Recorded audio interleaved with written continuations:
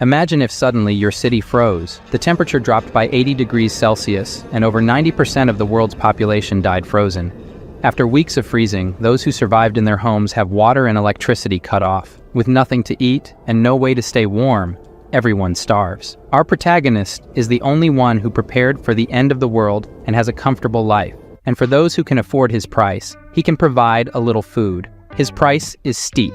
Yeah, boy. But not everything started well. The truth is, in the year 2050, a star explosion caused Earth to enter an ice age. Zhang Yi worked at a Walmart warehouse and thus managed to stockpile a lot of food. In the apocalypse, the girl he liked broke into his house with a group of neighbors and stole Al his food. She admits she tricked him into opening the door. On his deathbed, Zhang Yi swore that if he could find her in hell, he would get his revenge. For some reason, he returns 3 months back in time before everything happened. Surprised, he swears not to be a sucker for the girl anymore, to take revenge on those who deserve it, and to see his neighbors suffer, and to enjoy it as well. There are 3 months left until the extreme cold arrives. His priority is to stockpile everything he needs before the end of the world and build a safe house. As he pondered how to start his plan, a bright light passes through his eyes, and, instead of blindness, he discovers he can send things to a different dimension, like a game inventory. His idea is to accumulate here an entire supermarket of food, so he never has to worry about food and drink for years.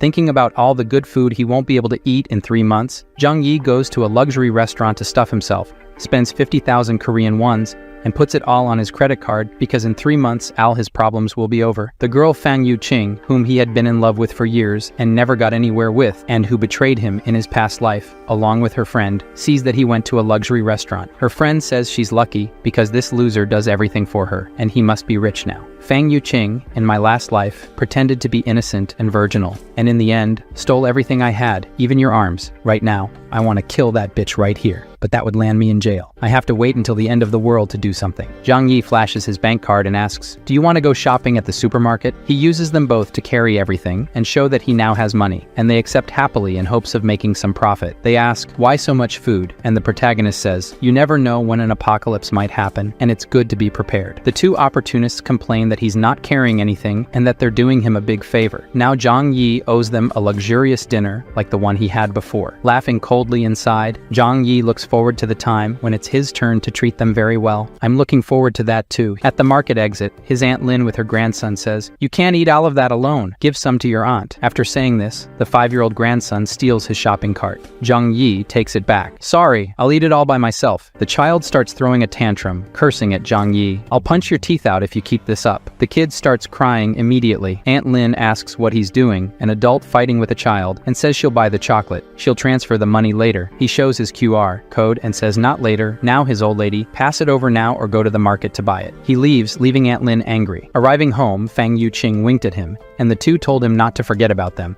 "I slammed the door in those bitches' faces." After sending the two away, Zhang Yi put Al the purchased food in storage space to see if it spoils over time. He still has a lot to do, building an impenetrable fortress with heating devices and medical supplies. It would also be great if he could get some weapons. There are 3 months left until the Ice Age. By then, he has to sell everything he has as quickly as possible and get more. The next day, looking at the storage space, he checks the freshness of the food and discovers that living creatures cannot be stored, but the food remains as fresh as when he stored it. Knowing this, Zhang Yi picked up his phone and contacted the best local restaurant, ordering 500 full meals for delivery. He explained that he would be hosting a 3-day, 3-night feast, so he needed so much food. His next step was to find his property deed and go to the bank to mortgage his apartment. Considering that after the apocalypse, money would become worthless paper, Zhang Yi decided to take out a loan with his apartment as collateral. In 3 months, he would make the payment for this loan. The manager warned that the interest rate would be a bit high, but upon hearing this, Zhang Yi rubbed his hands together, indicating that it didn't matter if the interest rates were high. He got 9 mil ion and would pay 30 mil ion in 3 months or lose his house and car. Next, he went to the best security company. A business manager approached and asked if he needed help. Zhang Yi shared his idea of building a safe house for the apocalypse. The business manager presented various plans for the protagonist to choose from, but he was not satisfied with the ones presented. He declared that the house should be reinforced with aviation materials. The balcony should use bullet-proof glass, in addition to adding an air filtration system and and a 360-degree blind spot-free monitoring system. The front door should be made of the same material as bank vault doors. Additional why, he asked the manager to find a way to obtain some weapons. The business manager was surprised by these renovations and the need for weapons. He could get everything except the weapons. Zhang Yi concluded that this would turn the house into a fortress. The final plan cost 8 mil ion, and after paying the deposit, he asked them to start the work immediately. Next, he needed to obtain some weapons for self-defense. He called the owner of a hunting club and managed to get some crossbows as weapons. As soon as he returned home, the 500 full meals he had ordered also arrived on several trucks. This caught the attention of many people in the neighborhood, as they were delivery trucks from a 5-star hotel, which would cost at least 1 mil ion or so. After some time, Zhang Yi's house was filled.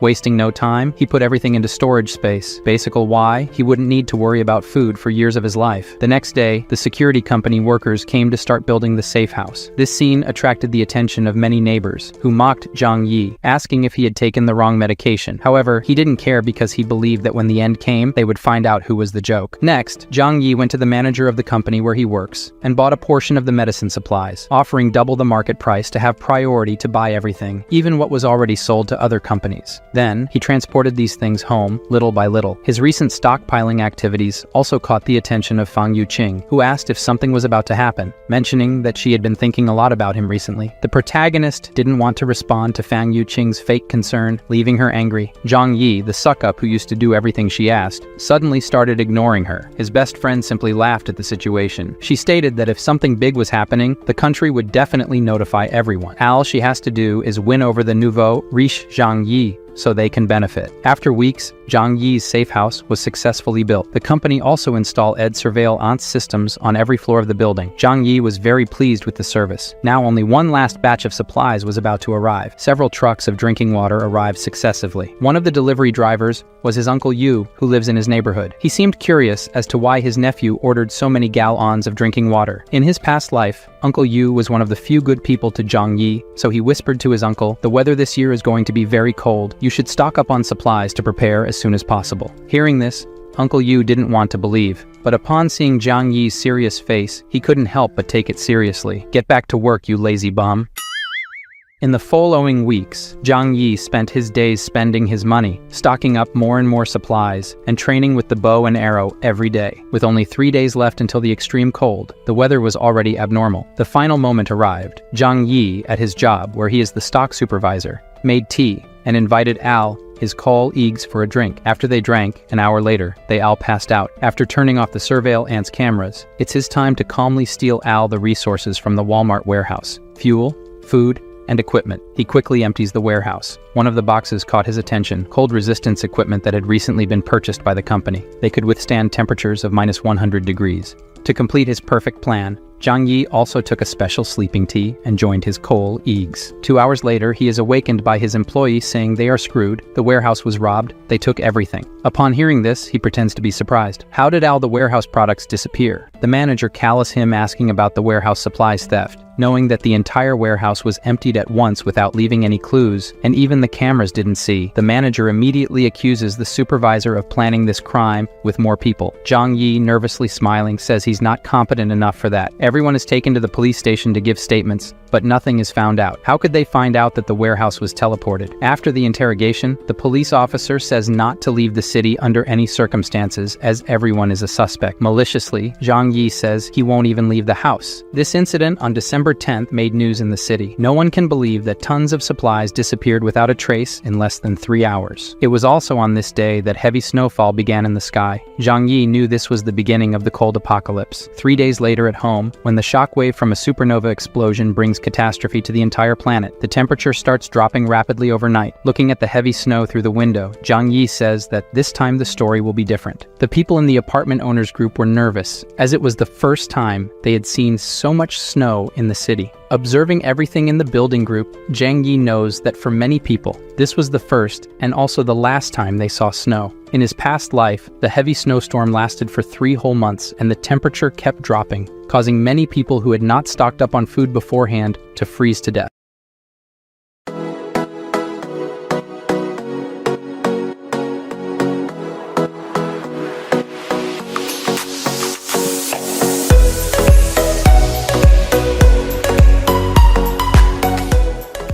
On the second day of freezing weather, the heavy snow at the residential area entrance had already accumulated to a height of 1 meter. Even if people turned the heater to the maximum, they still trembled from the cold inside the house. However, Zhang Yi, who had prepared several pieces of heating equipment beforehand, was comfortably warm and comfortable. After a good sleep, Zhang Yi was awakened by the noise of the phone. It was a call from the naughty Yu Qing asking if Zhang Yi knew about the temperature drop when he stocked up supplies every day in the last few months, and why he didn't even inform her, who likes him so much. Now she's freezing cold and eating instant noodles. Hearing this, Zhang Yi laughed and hung up the phone on her face. The damn girl got angry on the other side. She then shamelessly sent a text asking for food, and it wasn't even that way. Reading the message, Zhang Yi decided to troll a bit. He sent her a photo of a steak with wine, which she immediately recognized as top quality Wagyu and a very expensive French wine. At that moment, the urge to have some became strong, and he asked her to eat it with him and drink wine too.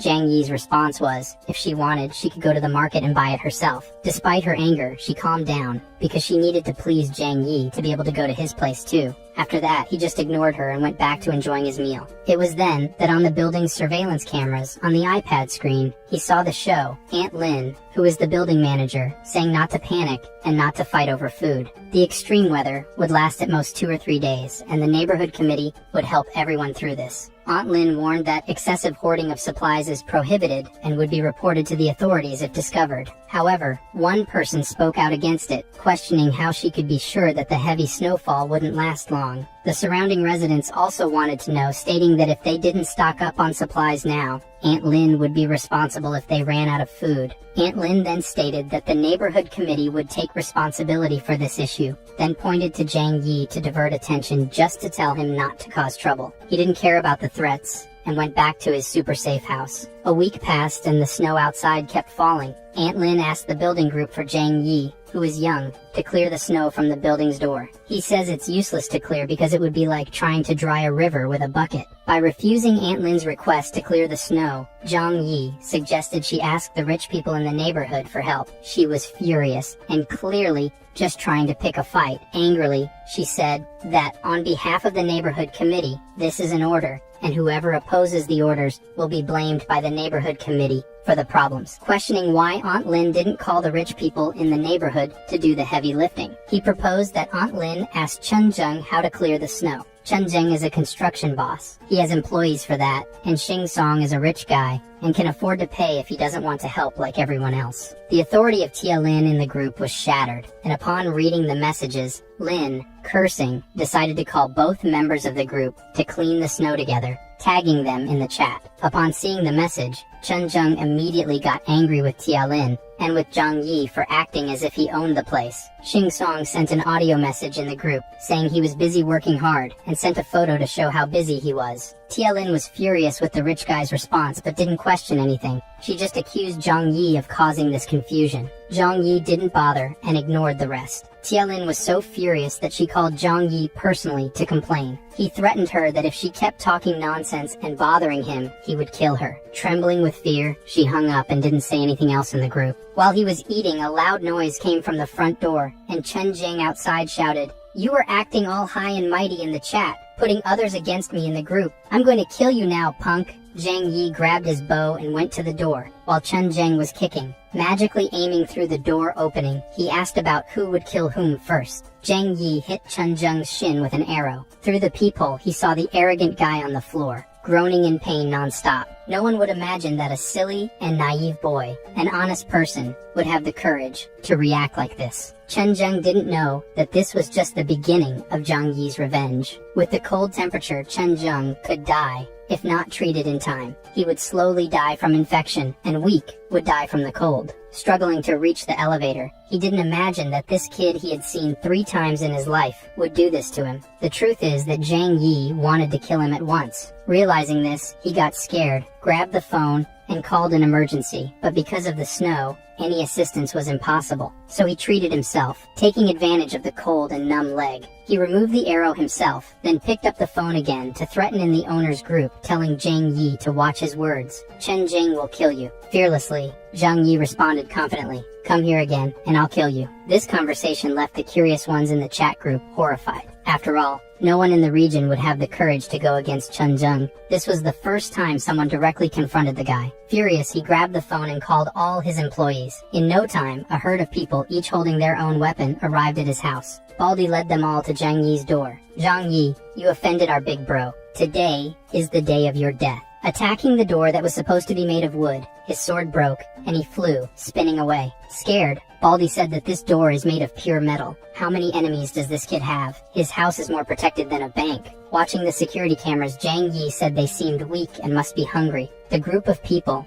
angrier and angrier. Zhang Yi had the idea of grabbing a water hose and turning it on from the kitchen tap. The workers outside saw the door opening passage, not understanding anything because it wasn't an arrow, so there was no danger. The hose sprayed cold water on all of them. A bunch of them fell to the frozen ground. Only a few managed to escape. This scene left Zhang Yi quite satisfied. In this freezing cold, cold water is more dangerous than weapons. In Chen Jing's house, 3 of them who escaped huddled together, trembling with cold. He angrily asked, "What happened? An entire group couldn't catch a boy." The 3 explained that Zhang Yi was very clever. He put a burglar-proof steel door in the apartment. He sprayed cold water on all of us through a hole in the door. Chen Jing said he can't hide there forever. Put some men to guard his door day and night. When he needs to leave the house, get him and bring him. At the building's entrance, Uncle Yu led some people to clear the snow at the residential area's entrance, planning to dig a path to the supermarket to restock food. But they realized that, as Zhang Yi said, they couldn't dig as fast as the snow fell. After a while, they gave up and prepared to return. Watching this, Zhang Yi said that human power can't beat one of this size. Even though the television is reassuring all citizens that the country is winning the snow disaster, Zhang Yi is the only one who knows that 95% of the global population froze to death in this snow disaster. His lifelong passion sends a message asking if he's okay. If she didn't know the truth, she could be here with him in luxury. Zhang Yi says he's fine. She says she's out of food, and reminds him that he bought a lot of stuff. "Give me some, and later I'll invite you to dinner here." Slyly, Zhang Yi sends a photo of a lobster, and says it's already being served for dinner. Seeing this, she gets annoyed, thinking that's why he's single. His chances with her are over now. Her best friend takes the opportunity to send a message too, saying, "You made Fang Yuqin sad now." Seeing this message, Zhang Yi says that this little drama is weak. The best friend gives up, saying that the snow won't last long. Why can't he help his lovely neighbors? He might even win Fang Yuqin over. That would be great for him. Zhang Yi ignores and responds with just an "oh." This pisses off the other bitch too. This loser suddenly turned so Alpha Sigma Red Pill? Yuqin gives up trying to figure out why his loser attitude changed so suddenly. They have the idea that if this loser isn't served anymore, they can use another one with less money. Yuqin called another loser, Zhou Ping. He came running and brought a big bag of supplies, saying it's all the food he has. Before Yuqin could fool another sucker, her friend slammed the door in his face. From the bitch's expression, she didn't even care. She was just thinking about getting revenge on Zhang Yi for ignoring her. With this additional bag, 5 days passed, and the snow kept increasing. While eating a piece of chicken while waiting for the real drama to begin, all the buildings were in the dark with the electricity cut off. Soon, neighbors started coming out of their homes, asking each other if they had electricity. Now, with water and electricity cut off, the heaters no longer worked. It was getting cold enough to die inside under the blankets. Before finishing the chicken, Zhang Yi was picking his teeth and turning on the generator he had bought before. Or stolen, because he also did that at the warehouse. Neighborhood committee member Aunt Lin is trembling as she holds her grandson. She never expected the snowstorm to last so long.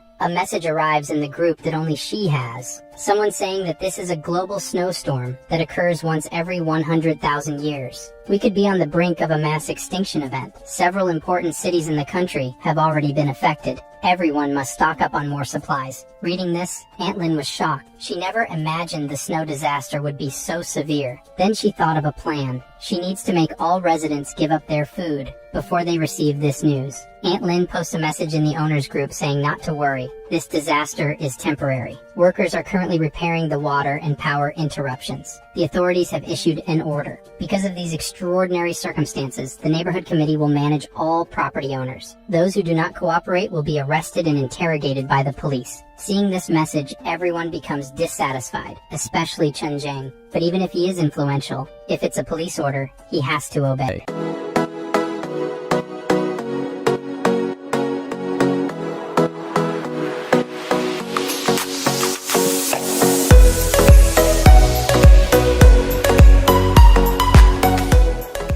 Meanwhile, Tialin continues in the group chat. Due to the seriousness of the snowstorm, the neighborhood committee has decided to collect all supplies from each owner and distribute them equally to everyone to help overcome this crisis. Upon seeing this message, Zhang Yi remembers that she did the same thing in her past life and stole food from all the residents. Tia Lin's mistake was sending a message privately to Zhang Yi saying, "My nephew, you work in the warehouse. I saw you last time buying 3 truckloads of stuff. You must have stocked up a lot of food. It's your turn to do your part." Zhang Yi, angry, immediately replies with an audio message, "You armed, bitch. Liar, guys. He says he ate too much and ran out of supplies at home. When she collects from the building, come share some with me." Hearing this audio made the old lady almost have a heart attack from anger. How could he have ruined everything so quickly? But realizing that she and her grandson are in dire straits and depend on Zhang Yi, the lady calms down and responds kindly, "This is an order from the organization. You have to obey. After the snow passes, I will report your good deeds to the organization." If Zhang Yi hadn't died the last time in his life, he would have believed her. So he responds, picking his teeth, "Aunt, I'm not lying. I have nothing to eat at home, and I'm hungry. How about you send me some instant noodles, please?" Upon hearing this, Tia Lin couldn't hold back and replied to Zhang Yi, "Refusing to surrender your supplies is the same as going against the organization.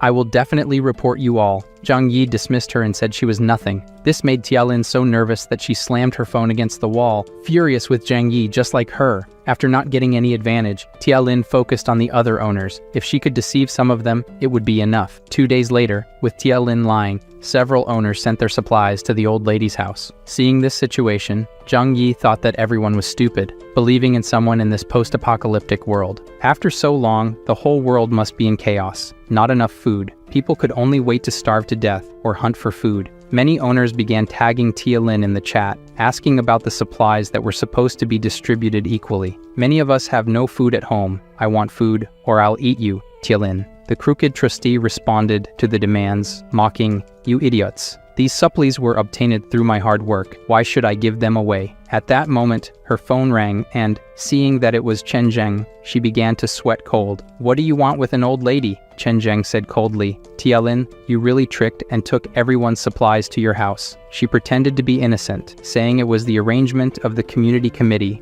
and that she was just doing her duty. Chen Zheng then said that this is perfect. 10 of them are waiting for her to distribute the supplies. Hearing this, Tia Lin tried to argue, saying, "These supplies have not been sorted yet. Some owners have not yet handed in their supplies, so we cannot start distributing them yet. So, alright," Chen Zheng, along with his starving companions, stormed her house. There is no more law in this chaos, and he smacks the old lady in the face. Today, he will be the justice. Meanwhile, Zhang Yi watched everything on the surveillance cameras, calmly eating a sausage. He also had the idea to record the action at Tia Lin's house and share it in the building group chat. Seeing that they were going to take all the food and leave nothing behind, she tried to stop Chen Zheng. "Some of the supplies here are the ones I personally stocked. Without these supplies, how will she and her grandson survive?" Chen Zheng said, "Fuck it," and kicked the old lady. The grandson, in shock, grabbed a bread knife to defend his grandmother, and he stabbed a guy's dick. After feeling the pain, the worker kicked the boy in the chest, while others laughed at him.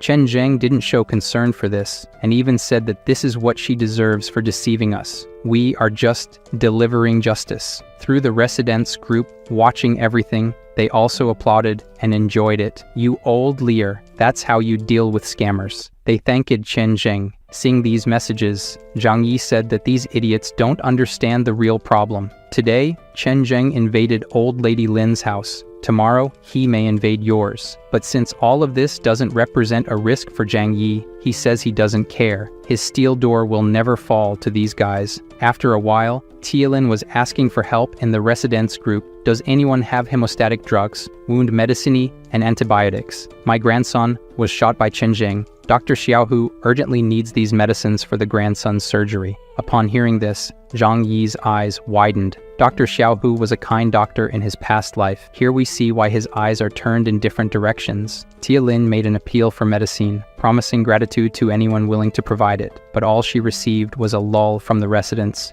No one wanted to believe or help. Zhang Yi, seeing this, just thought it must be karma. Outside, the snowstorm lasted for over a week, paralyzing practically everything with snow, covering the entire ground floor. Even if the boy was saved by the doctor, would he live without food? Many people have heard from the news that this was a global snowstorm that occurs once every 100,000 years. The whole world was almost buried in the snowstorm. In some northern cities, the temperature dropped to less than 100 degrees C. Many residents who tried to evacuate to the south ended up freezing to death on the way. In the residents group, Tia Lin started asking for help again. "My dear grandson has been hungry for 2 days. He's just a child. Are you going to sit there and watch him die?" She was willing to pay for the supplies. Seeing this, the residents started selling packs of instant noodles for $2,000, and then they helped her grandson. Zhang Yi, as always, watching everything, found it amusing. People don't understand the apocalypse in front of them. Soon, they will have to eat money. As a rich person and knowledgeable about things, Xingzong started buying food from everyone who sold it for a lot of money. He knew very well that you can't eat money in this apocalyptic world.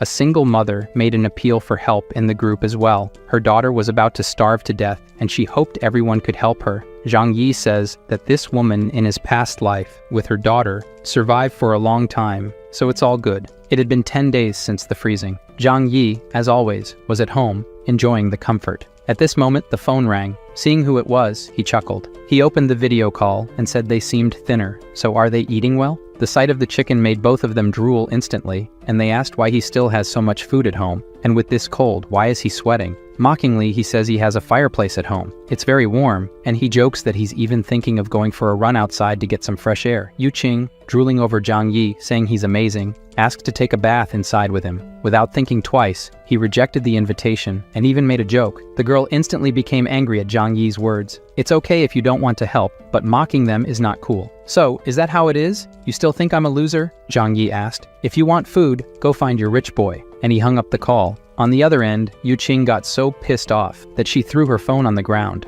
Her loser wasn't a loser anymore. Her best friend still praised Zhang Yi. This guy is awesome. It's her loss for not enjoying the stuff at his place right now. He's better than the rich boys they used to hang out with. The two ended up in a fistfight because the girl wouldn't accept being called dumb. Meanwhile, the government stopped hiding the news of the snow disaster and issued a TV announcement. To meet everyone's electricity needs, power supply would only be available at night, and even then, the voltage would be sufficient only for low-power devices. Currently, all major power plants are shut down, and electricity is scarce. Everyone should use only their cell phones and a lamp or two. No electric showers. Everyone now knows that the ice disaster has no end date. After fighting for 10 minutes without losing their friendship, Yu Qing and her friend decided to be more direct. Yu Qing picked up the phone and called the loser, Zhou Peng, telling a story about how Zhang Yi wanted to tarnish his purity just because he had food. Zhou Peng, pissed off upon hearing this, said Zhang Yi was a scumbag and needed to be taken down. Seeing that Zhou Peng was furious, Yu Qing went further and misled the loser into going to rob Zhang Yi's house now.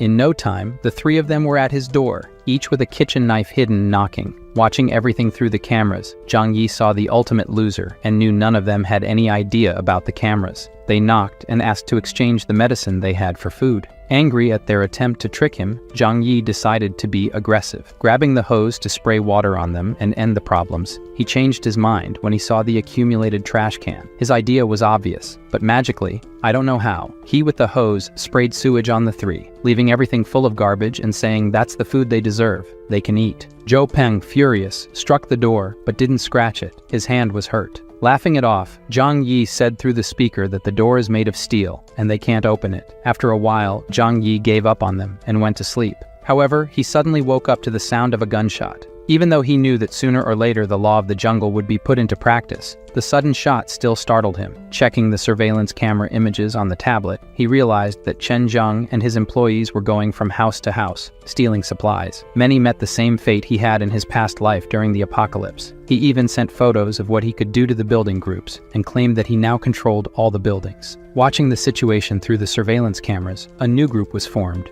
where several residents denounced Chen Zheng's actions in the chat, stating the need to go against him soon. Zhang Yi was also added to the group and read the messages. Having fun with it all, a retired veteran proposed leading an attack against Chen Zheng, receiving support. The veteran uncle suggested that they needed young volunteers to ensure security and weapons. A woman in the chat immediately sent an audio asking, Aunt Lin stole from them the other day. Can we trust Uncle and give him weapons? This divided the residents into two groups, with half wanting to go after Chen Zheng and the others just not trusting Uncle.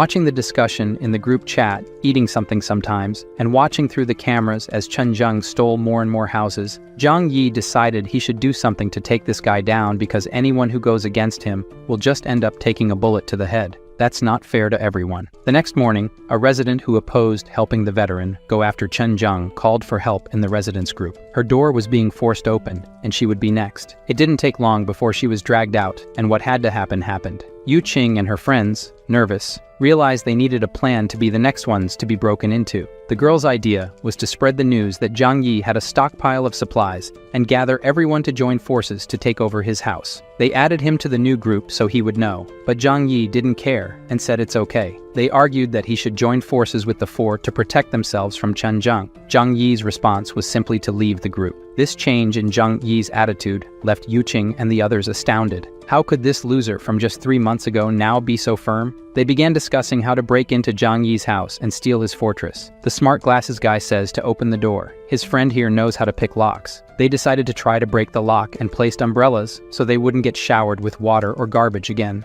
Zhang Yi, watching through the surveillance cameras, activated the high-voltage defense feature. The clever lockpicker had just admitted that this lock couldn't be opened. The kid practically exploded in shock and died. Seeing this, Zhang Yi felt no remorse for killing these guys. The smart guy with glasses pointed to the door, cursed Zhang Yi as a damn monster, and told him to get out now. Hearing this, he just laughed, grabbed his crossbow, and aiming through the door, hit the left arm of the smart guy's man squarely. The other two went to help the injured and were also hit, the loser and another crazy guy. Yu Qing and the others fled and returned home from where they came. The three hit by arrows were lying on the ground, groaning in pain. One of the girls slapped the slut Yu Qing's face and said it was all her fault. She didn't mention that he had crossbows at home, his crossbow. She argues that she didn't know. Last time, he just sprayed water and garbage. Zhou Peng, the loser as always, defends the slut. Besides, the smart guy remembers that the most important thing is to take care of the wounds. They called, and Dr. Zhou Kier came to check the wounds of the injured people. Surprised, she explained that with the wounds so deep and without professional equipment,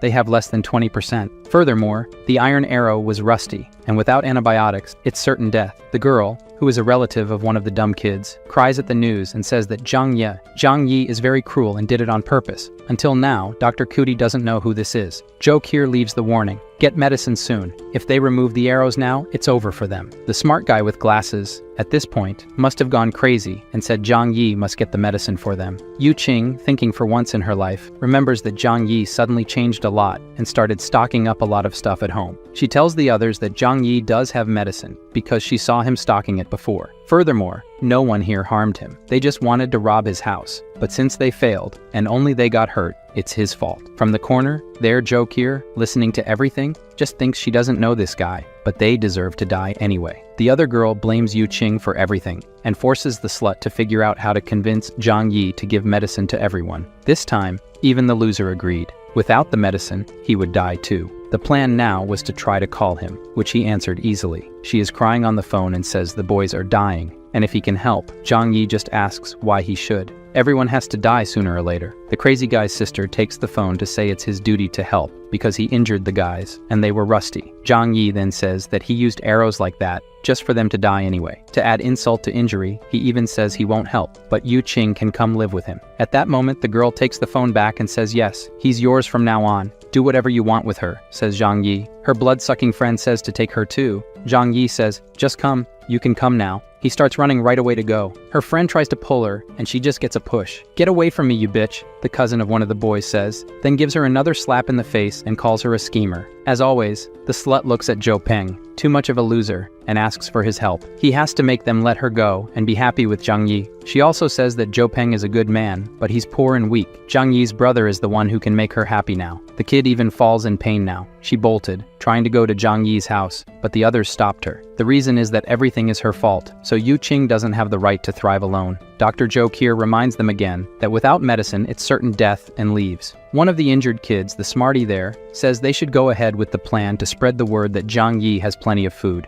The smart one says that when Chen Zheng and the others take Zhang Yi's house, they can get medicine. Yu Qing is against doing this to Zhang Yi's brother. The other girl makes it clear that if she opens her mouth, she'll lose her teeth now. Jo Peng is against hitting the bitch, but says to her that this plan is the only choice. They posted in the building group the photos and videos that Zhang Yi sent. He really has a lot of food. Seeing the message, Chen Zheng drools and says, "That's perfect. I can get revenge for the leg." In the residence group, people asked Zhang Yi to distribute his supplies to everyone. Others asked for just one meal. Aunt Lin asked for food, and another mother in the group asked him to be her son's godfather. Seeing these requests, Zhang Yi sends an audio message to the group. "I'm eating those listening. He really said he wouldn't feed animals and wouldn't help anyone anyway." Ignoring them all, Zhang Yi looks at the snow falling outside the window and thinks, staying home every day is boring. It would be nice to use the snowmobile store to take a ride around. Suddenly, the phone receives a message from Dr. Jo Kier. She says her medicine and food ran out, and if he wants to negotiate. In her previous life, she died because she gave her last food to a mother with a hungry baby, and she starved to death. Zhang Yi remembers her as a good person, but says that the smarter the woman, the more dangerous she will be. Zhang Yi doesn't want to leave anything to chance and end up dying again. He replied, "I can provide supplies, but you need to trade something for them." Seeing the message, Jo Kier says he can give her food for participating in a consultation with her. Look how cute she is, thinking she doesn't even know this guy. And now, Zhang Yi says instead he can provide medicine and food, but she needs to do him a favor. Zhang Yi needs her to be his spy and inform him of the residents' plans. The deal is that, accepting it or not, it's her choice to follow the crowd and die like everyone else or stand by his side. She wonders for a moment if this is right, but decides to accept. The first step is taken, guys. Our Zhang Yi has a lot of food, but lacks food, doesn't he? Then the smart guy with glasses sent a final threat. "Zhang Yi, where are you? Last chance, are you going to deliver the supplies or not?" Seeing the message, Zhang Yi trolls in the group, saying that his food just ran out. The wounded smart guy threatens him, and soon, Chen Zheng makes a group without Zhang Yi, planning to join together to steal everything he has. Jo Kier and Uncle Yu are in the group and decide to warn Zhang Yi about it. With that, Zhang Yi is sure that Dr. Jo Kier was cooperating with him.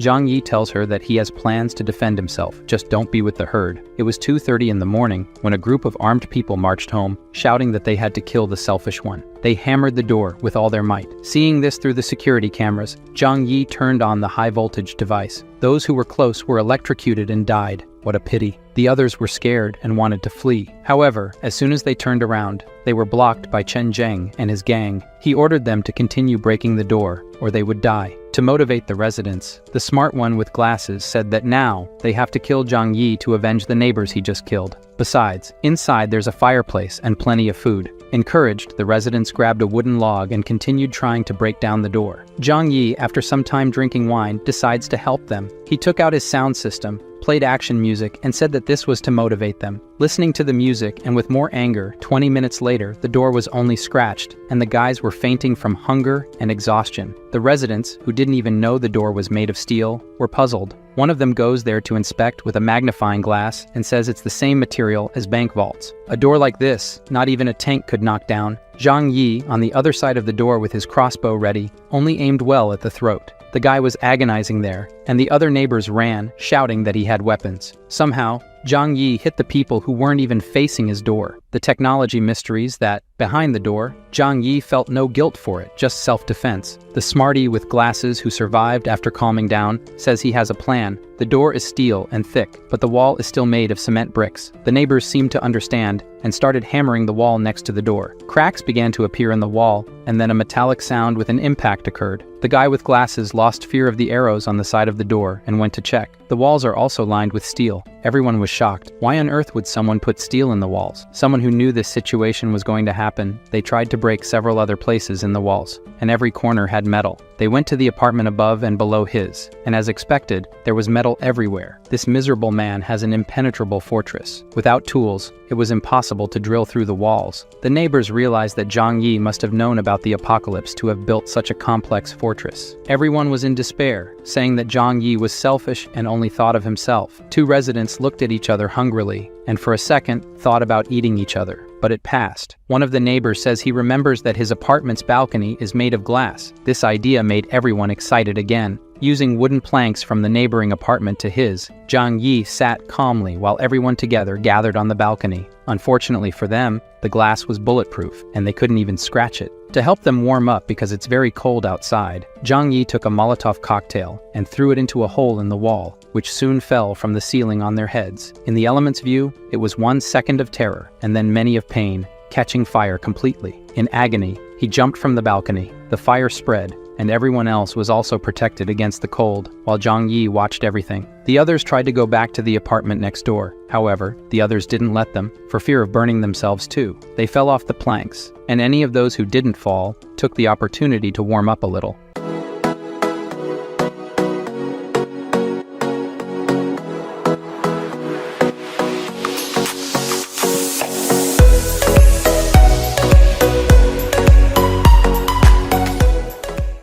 The repentant residents returned to his balcony in front of the glass, begging for food. As in his past life, they ate. He doesn't even feel sorry for them. Hess shows them warm pasta to see them drooling. He even puts it on a table right in front of them. Zhang Yi then told them that for whoever brings Chen Zheng's head will receive food for a week. Hearing this, everyone looked eagerly at Chen Zheng in the neighboring apartment. Even those who were behind him heard Zhang Yi's words. Killing Chen Zheng means food and drink for a week. Chen Zheng even locked the door with everyone's gaze, but before he could get closer, his men and the gun in his hand stopped him. At this point, Zhang Yi put the reward notice in the owner's group. Anyone who could kill Chen Zheng would receive a week of food. The next morning, the skinny ones were waiting to ambush their food. Even if he had a pistol, they could surprise him. Chen Zheng and his loyal followers were attacked from behind, but the result was that both were lying on the ground. The boss ordered them to be stored as food, and one of his men saw that the boss was wounded in the back in this attack. Chen Zheng called Zhou Qi to come treat his wound. Soon she was doing the dressing and said it wasn't for free. Chen Zheng says she can eat with them. Seeing what the soup everyone was about to eat was made of, she says she prefers to starve to death. Chen Zheng at least says that she would be the last person to become food in this building. Ignoring this nonsense, she tried to leave. However, Chen Zheng said that only after he was healed could she leave. She sat in the corner of the room while the men resumed discussing their plans to get Zhang Yi. Man, look at how far human beings go in extreme situations. If Chen Zheng hadn't been injured and still needed her, I bet he would force more things, you know? She, after hearing the plans, said she was going to the bathroom, but she was actually there to tell Zhang Yi what she heard. Later, Chen Zheng's men went to the neighboring apartment to get food and steal. They let them in and didn't imagine the food was for them. With a blow to the head of the couple, they killed them, but to make sure, they hit more. Chen Zheng tells our doctor that he can't have predators around his house, as they might try to hunt him down. Zhou Qi is starting to see how things are. In the house where the friends of the slutty Yuqing are, they had to remove the arrows without any medicine. Everyone has serious infections. Maybe the cold is taking away some of the pain. Zhou Peng asks his cousin to try to convince Zhang Yi one more time, but she says it's useless. There's no way. Days go by, and Zhang Yi only eats and sees Chen Zheng afraid of being ambushed again. As he eats more and more, Zhang Yi calls Zhou Qi to ask about her situation. She says Chen Zheng went crazy. Everyone's food ran out. They're invading houses every day to kill everyone and search for food, besides keeping the dead for later. She hasn't eaten anything for days and asks if he can save her. He thinks for a moment that she's very useful for being a competent doctor. In the post-apocalyptic world, doctors are treasures. So, Zhang Yi says she can come to his house after doing one last thing. A while later, Zhou Peng goes to pound his door, desperate. He says his love, Yuqing, is starving. He went to Zhang Yi's door, asking for food for the girl who used and rejected him. Zhang Yi also says that tetanus is already advanced in him. Medicines won't work anymore. As he walks back home, he remembers he never even held Slutty's hand. So instead of waiting for death, he ran to Yuqing's room, kneeled down, and asked her to marry him. She, disgusted, threw him away. The loser grabbed her by the neck, saying they'd get married in hell then. She slapped him in the face, saying she belonged to Zhang Yi. Zhen Peng then says he'll have to go to hell to get her. Then we go back to Dr. Zhou Qi. She told the men she would make a decent meal for them today. They won't even notice it's not regular meat. Pleased, they thought she forgot about pride. She tells them she doesn't want to die as much as they do. After helping a little, she says she'll take care of the rest alone. Putting something in the soup and stirring well, she had to make an effort not to vomit right there. Sometime later, she served everyone. The soup looked really nice, everyone said. To gain their trust, Zhou Qi also served herself a bowl of soup and went back to her room. Hoping her medicine would take effect, she put a whole vial of sleeping pills in it, and in minutes everyone was asleep. Relieved it worked, she sent a message saying everyone was asleep. What should she do next? Zhang Yi's order is to take everyone to the balcony. He was watching everything from the other side. Feeling cold, she asks if he intends to kill them. Hearing this, he threw a rope and said, "It's more or less that. She should tie everyone to the balcony railing." She says he could at least help, but he says she's the one being tested here. Tying everyone to the railing, she grabbed Chen Zheng's gun. Worried, he warned her to remove the magazine and throw the gun at him. She even tried to bargain if she should trust him, but with the argument that it's her only choice. Zhou Qiu obeyed and threw the gun at Zhang Yi. After receiving the gun, he examined it, confirming it was the same one Chen Zheng used. Then he went back to the room, grabbed a water hose, and from there, he threw water onto the balcony, without even warning Zhou Qiu. She entered the apartment while the water was falling, and in a short time, Chen Zheng and everyone else woke up screaming. Looking at their hands and feet tied together, he realized he had been drugged. All he could do was curse Zhang Yi a few times. After a few sprays of water, Chen Zheng turned into a popsicle. Dr. Zhou Qiu, too weak even to stand up, calls and says it's all done. After a few minutes, our beautiful doctor was at Zhang Yi's door, observing through the cameras. Even though everything has gone well so far, he wanted to make sure there were no risks. She should open the heavy door and enter while he pointed the gun. She finally entered and fell to the floor. Just the warmth inside the apartment was good enough. Approaching from behind, Zhang Yi says it's not over yet. He has to make sure they're not hiding anything from each other. He has to be sure of that, and she knows how to do it. Blushing, she knows what she has to do. Zhou Qiu takes off everything and remains only in her underwear. Now that he can see she's not hiding anything, Zhang Yi says it's perfect now, leading her to the room where she must take a shower and change her dirty clothes. When he heard the sound of the shower, he took all the items from the medical kit and confiscated them. It was always better to be cautious. A pleasant time later, Zhou Qiu, dressed in pajamas, came out of the bathroom,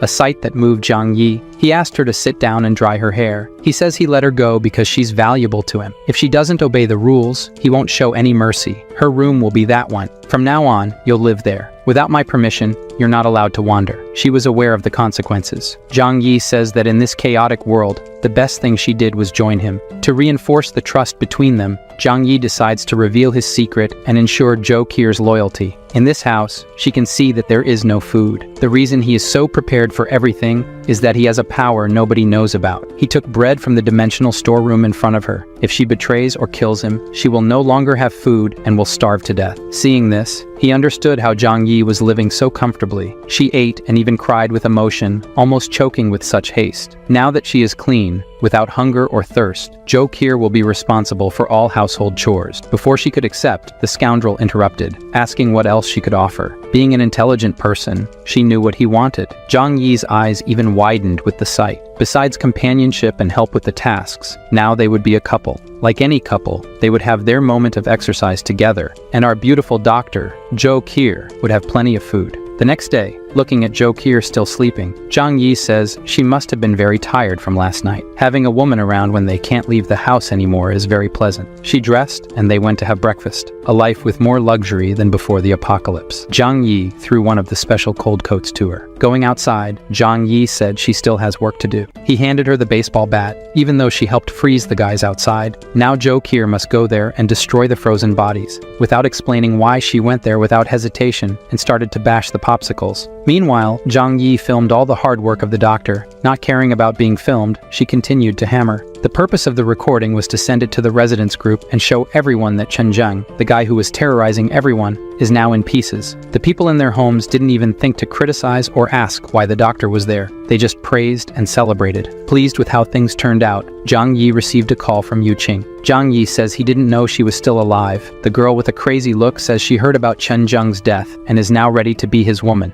and that he must be with Zhou Qiu because he thought she was dead. Her friends behind her were ready to kill the girl, and they both heard the screams from the other side. Zhang Yi took advantage of this to mess with her mind even more, sending a picture of Zhou Qiu saying that she was his fiancée. When she saw the new message, she broke free from the two girls and ran to the phone, just to see Zhang Yi and his girlfriend. The girl went insane, saying that she loves Zhang Yi more than anyone. However, Zhang Yi threw it in her face that she doesn't matter, and who he loves is the one with him now, and hung up. The poor girl's friends didn't even want to hit Yu Qing anymore. Their anger was at the girl going to live with Zhang Yi and them getting screwed, but now they're screwed together. Satisfied with how much she suffered, Zhang Yi asks his little girlfriend if he was too cruel. She says that whether he was or not doesn't matter. He has his reasons. She also heard of him for the first time when she went to help the two girls, and how they seemed crazy. If Zhang Yi did what he did, it's right. A person in the building in front decided he couldn't take it anymore and decided to fulfill his dream of jumping from the building, but that didn't even impress the two.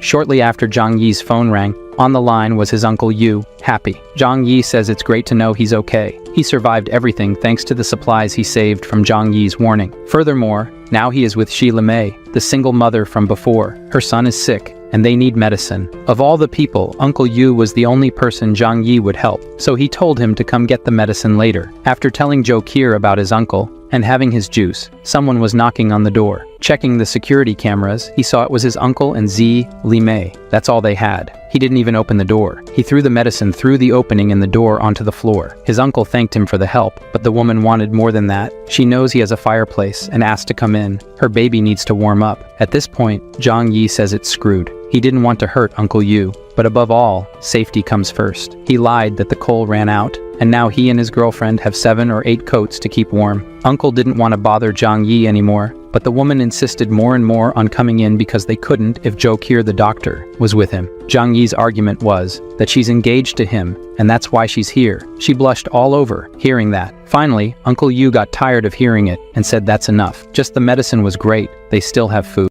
After sending them away, Zhang Yi was even tired. This woman in his past life survived for nothing. Since this conversation tired him out, he went to rest on his girlfriend's lap and have a great view. Zhang Yi thinks that Zi Limei being around could even mess up his plans. It's no wonder that when they returned home, Uncle came to ask why she was abusing his nephew's trust. She even says it's all for the baby's best interest, but Uncle reminds her that he owes his nephew. If it weren't for him telling him to save food before the apocalypse, he would have nothing. Instead of agreeing, Zi Limei claimed that Zhang Yi didn't give medicine to help. Everything was for him to collect favors later, saying that Zhang Yi is a selfish man. Uncle, hearing this, shouted that everything has limits. He may be old, but he's not stupid. If she badmouths him again, she'll be alone. The smart woman let the subject drop.